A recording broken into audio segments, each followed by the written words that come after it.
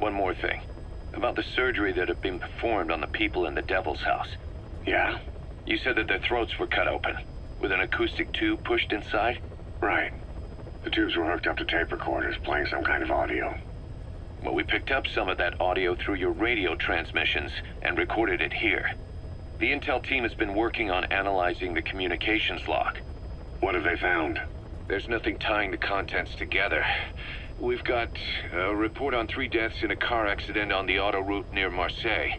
Protests outside the Libyan embassy in London, a press conference with the former Prime Minister of Sweden, a 4-month-old weather forecast for Balikpapan, and then commercials for appliances, cough syrup, and TV dinners.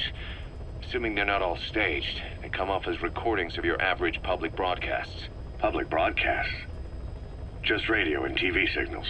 Yes, and from all over the world. We're looking into whether they're genuine or not, just to be sure. What else? A speech that sounds like it was recorded out on the street, and people chatting about how this year's tomato crop did. And there's nothing they have in common? We're partway through the cryptanalysis. That includes checking all audio ranges and running it backward and at different speeds. Then there's vocabulary breakdown for political suggestions, ideological comment points. But I don't think it's going to get us anywhere.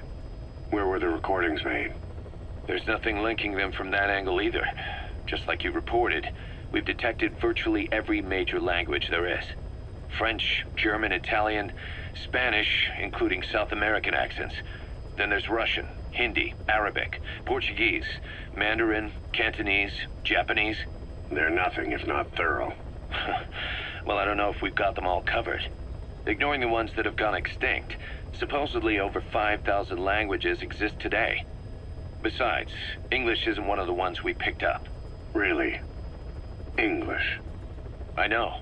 Only 5% of the world's population is a native English speaker.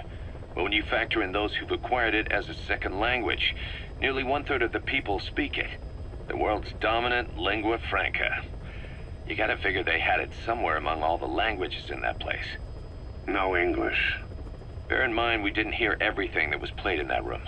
We couldn't isolate the more distant sounds due to static and the program could have been set to change every day.